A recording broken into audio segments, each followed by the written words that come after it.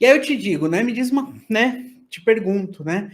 Você realmente acha, né? Porque aí, quando a gente fala de morte, a gente vai falar um pouquinho sobre culpa, né? Geralmente, agora pensando, né, quando a gente pensa sobre morte, a gente sempre, né, quando, né, algum ente querido faz a passagem, a gente fica se sentindo culpado, se sentindo culpada, né, se sentindo pesado, porque eu poderia ter dito uma coisa que eu não disse, eu poderia ter feito uma coisa que eu não fiz, eu poderia ter dado aquele último abraço que eu não dei, enfim, né?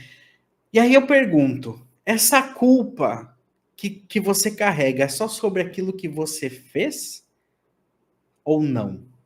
E se eu te dissesse que essa culpa, né, agora que a gente está falando sobre essa morte no sentido mais figurativo da palavra, né?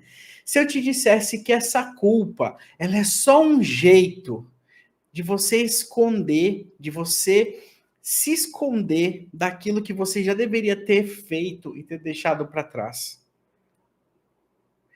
E aí eu te pergunto, quem é que você está querendo enganar com tudo isso?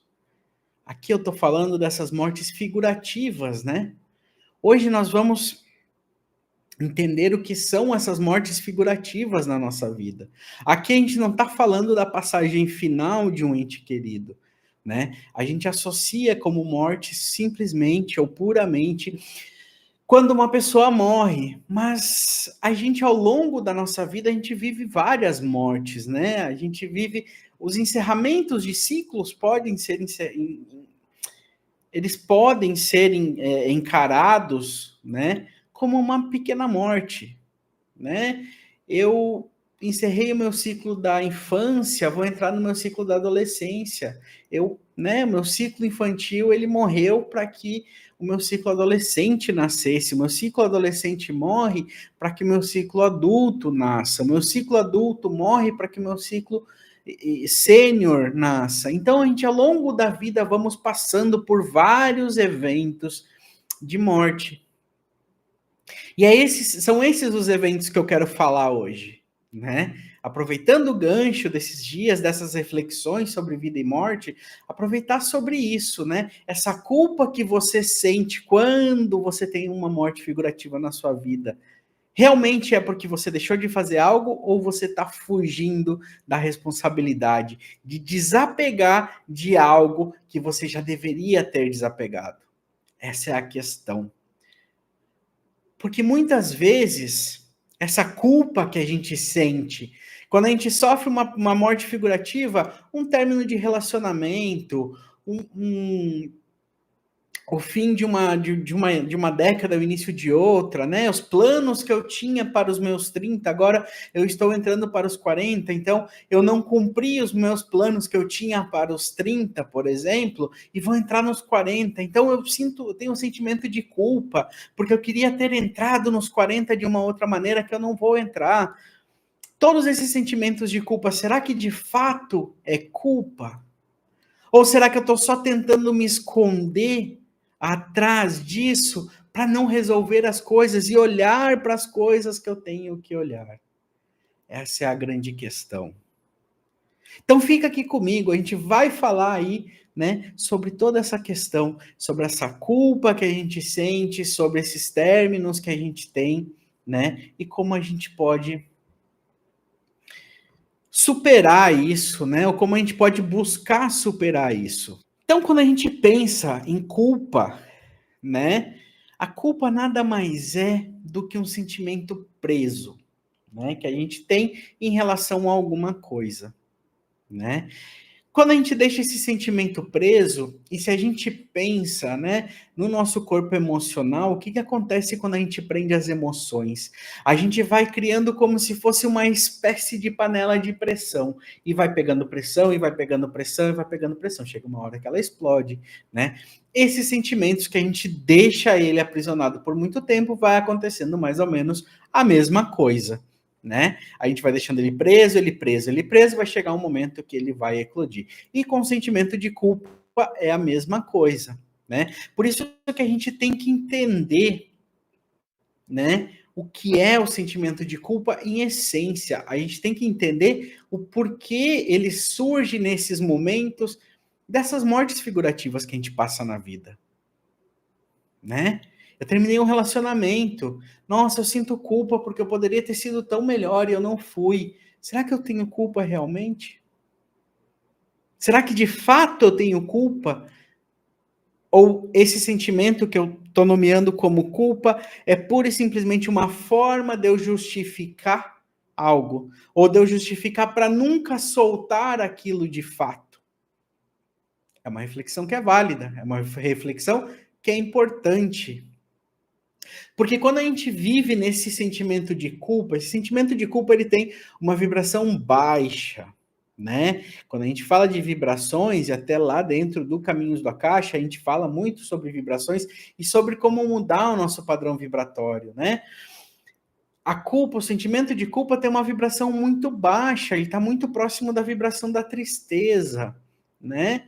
Então, ele vai fazendo o que com a nossa energia? Por mais que a gente queira ter uma energia positiva, uma energia boa, aí ele sempre vai derrubar a nossa energia.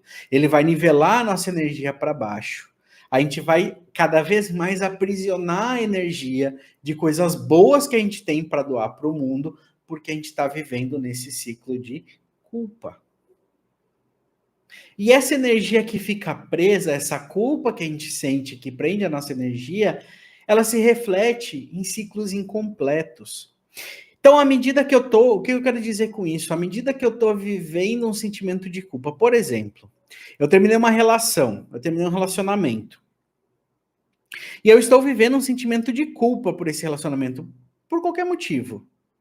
No próximo relacionamento que eu tenho, se eu continuo vivendo esse sentimento de culpa, eu vou permitir que esse relacionamento anterior entre no meu relacionamento atual.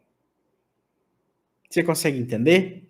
Vai permitir que ele entre. E ele entrando no meu relacionamento, é muito possível que eu volte a repetir padrões e ciclos que eu estava a refletir, que eu já estava cumprindo, né, no primeiro relacionamento. Então, quando a gente fala, por exemplo, eu não consigo ter relações saudáveis, pode ser por conta desse sentimento de culpa que você tem.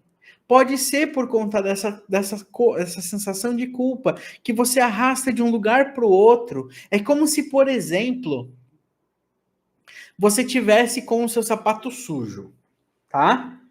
Você estava num lugar, né, numa casa, por exemplo, né? A casa, vamos dizer assim, a casa estava suja, você sujou seu sapato. Aí você sai daquela casa e vai para outra casa que está limpa. Se você entrar com o seu sapato sujo, você vai sujar. E se você repetir e continuar entrando com o sapato sujo, você vai continuar sujando. É mais ou menos, é uma analogia meio tosca, vamos dizer assim, mas ela é uma analogia muito válida, né? De eu sair com aquela culpa, então eu venho arrastando aquela culpa, eu entro num relacionamento novo, com essa culpa eu vou trazer as coisas do passado e eu vou continuar repetindo elas, porque aquele ciclo do passado segue incompleto. E quando a gente olha isso dentro da perspectiva dos registros acásticos, por exemplo, a culpa, ela não é encarada como arrependimento. Olha que doido isso. A gente não olha para a culpa e diz arrependimento. Lembra que eu falei? Eu sinto culpa por não ter dado aquele abraço, eu sinto culpa por não ter dito aquele eu te amo, eu sinto culpa. Não é arrependimento. A culpa nada mais é que apego. E é um apego que te faz sofrer. É um apego que te faz se manter preso, se manter presa em algo que já não faz mais parte da sua vida. E aí é como se você estivesse caminhando com uma bola de ferro presa no seu tornozelo. Minha vida não anda, minha vida não decola. Parece que quando eu estou chegando ali, alguma coisa me prende. E é por causa disso. Você está andando preso, presa a algo que já não te pertence, ou que não deveria mais pertencer, mas você está tão apegado àquilo que você não consegue se desfazer. É uma forma de relação tóxica que você tem com o seu próprio sofrimento. Nossa, bem, mas você está dizendo que eu sou tóxico, tóxica? Em algum momento, em algum nível, sim. Porque você segue apegado ou apegada a coisas que te fazem sofrer. E você põe o nome disso de culpa.